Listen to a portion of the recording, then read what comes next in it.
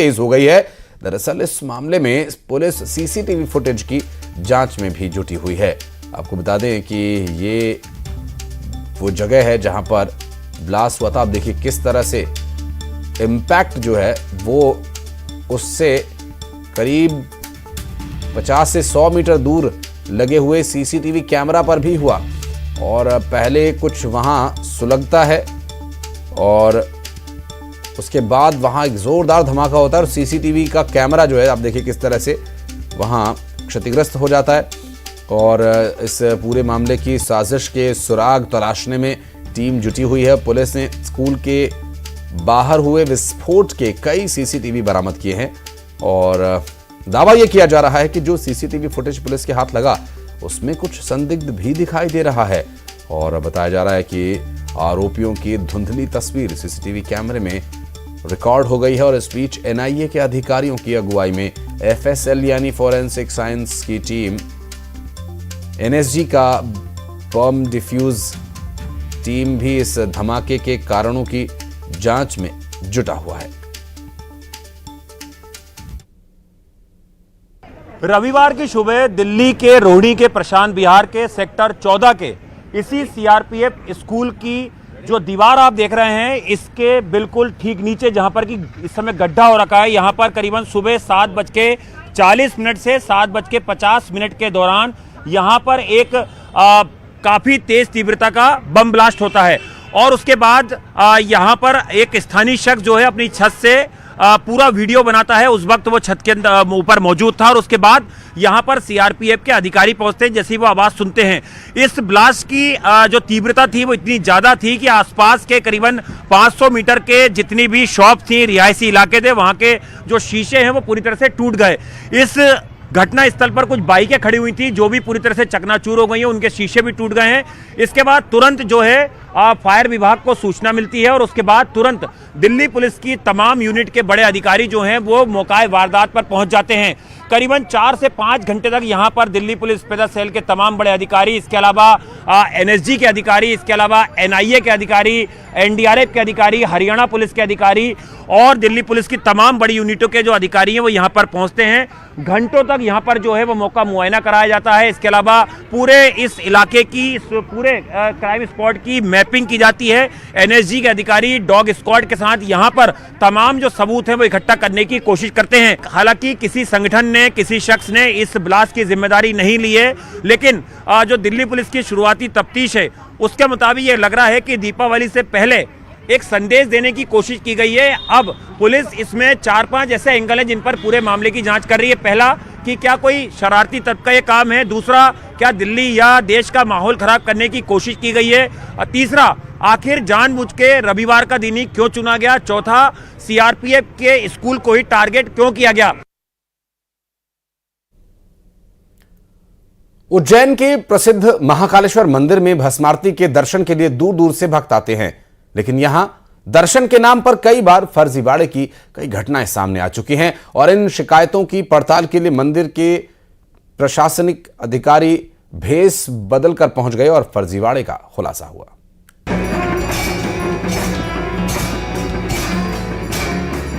किसी आम श्रद्धालु की तरह उज्जैन के प्रसिद्ध महाकालेश्वर मंदिर में घूम रहे ये शख्स मंदिर के प्रशासक गणेश धाकड़ है। गणेश धाकड़ एक मिशन पर है। मिशन मंदिर में भस्म आरती दर्शन के नाम पर चल रहे फर्जीवाड़े की शिकायतों की पड़ताल करना। क्या वाकई मंदिर में दर्शन के नाम पर फर्जीवाड़ा चल रहा है? इसका पता लगाने के लिए गणेश धाकड़ खुद रात के वक्त भेष बदलकर मंदिर पहुंचे। उनकी ये योजना काम आई। मंदिर में चल रहे बड़े फर्जीवाड़े का खुलासा हुआ। भस्मारती में शिकायतें मिल रही थी तो औचक निरीक्षण किया गया, जिसमें मैंने पाया कि 1700 परमिशन महाकाल मंदिर समिति की ओर से जारी की गई थी। जब हम लोगों ने औचक निरीक्षण किया तो 1400 लोग ही, जो परमिशन 1700-1400 लोग ही उपस्थित हुए। तकरीबन 300 लोग जिनकी परमिशन बनी थी वो उपस्थित ही नहीं हुए। मंदिर में भस्म आरती के लिए 1705 परमिशन थे, लेकिन आरती में सिर्फ 1400 श्रद्धालु ही शामिल हुए। 300 से ज्यादा लोग आरती में नहीं पहुंचे। ये परमिशन फर्जी तरीके से लिए गए थे। बड़ा विषय है कि लोग नहीं आए, सिर्फ 1400 लोग ही आए और और इस तरीके से हम लोग आगे भी लगातार कंटिन्यूस इस तरीके निरीक्षण करते रहेंगे ताकि जो शिकायतें आ रही भस्म आरती में ना प्राप्त हों। आरती के लिए जितने परमिशन लिए गए थे उतने लोग नहीं पहुंचे, यानी भस्म आरती के नाम पर फर्जीवाड़ा किया जा रहा है। श्रद्धालुओं से वसूली की जा रही है। मंदिर प्रशासक की पड़ताल में फर्जीवाड़े की हकीकत सामने आ गई।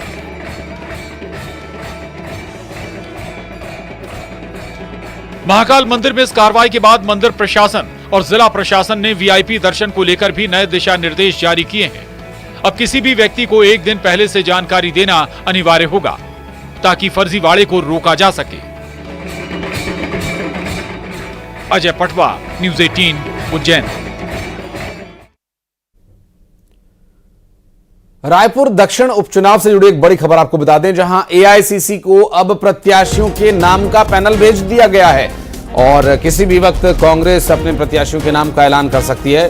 प्रमोद दुबे, आकाश शर्मा, कन्हैया अग्रवाल के नाम पर अभी चर्चा चल रही है और प्रमोद दुबे ने भी नामांकन फॉर्म ले लिया है।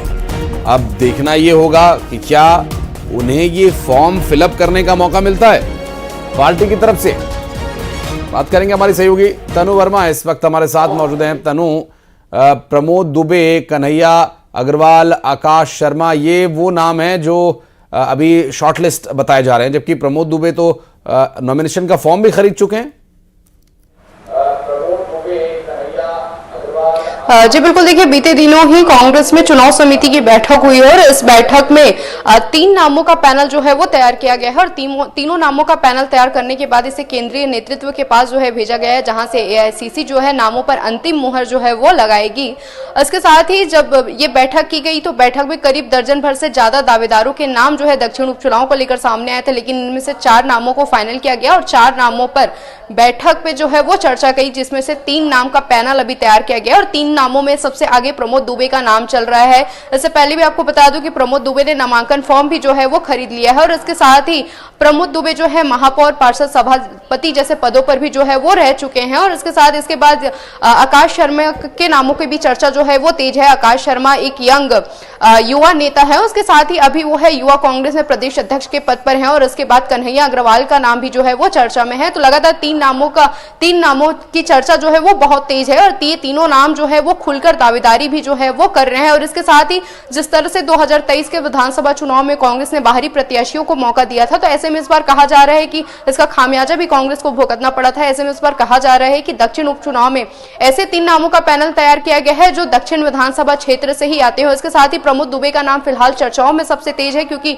प्रमोद दुबे जो है दक्षिण विधानसभा से ही है और इसके साथ ही व्यक्तिगत पकड़ उनकी वहां पर दक्षिण विधानसभा में बहुत ज्यादा है। इसके साथ ही इससे पहले भी जब 2019 का चुनाव था तब सुनील सोनी और प्रमोद दुबे आमने सामने थे। हालांकि प्रमोद दुबे को उस समय हार का सामना करना पड़ा था, लेकिन इस बार फिर उन्हें मैदान में जो है वो उतारा जा सकता है और बहरहाल ये देखने वाली बात होगी कि आखिर कांग्रेस जो है इन 3 नामों में किसका नाम जो है वो फाइनल करती है। इसके साथ ही जब कल चुनाव समिति की बैठक भी हुई थी तो पीसीसी चीफ दीपक बैज ने कहा था कि सोमवार या मंगलवार तक एआईसीसी को नामों का पैनल जो है वो भेज दिया गया है और सोमवार और मंगलवार तक यानी जल्द ही नाम जो है वो कैंडिडेट के तय कर लिए जाएंगे और ये देखने वाली बात होगी कि आखिर कांग्रेस दक्षिण उपचुनाव के लिए किसी अपना उम्मीदवार जो है वो घोषित करती है या कोई चौंकाने वाला नाम जो है वो सामने है। जी स्वाभाविक रूप से, और इसके लिए कांग्रेस को ये भी देखना होगा कि वो किस कैंडिडेट के सामने अपने कैंडिडेट को उतार रहे हैं और फिर ग्राउंड पर क्या कुछ काम रहता है, उसके हिसाब से भी जनता वोट करती है। बहरहाल हर कोई अपनी तरफ से जो उम्मीदवार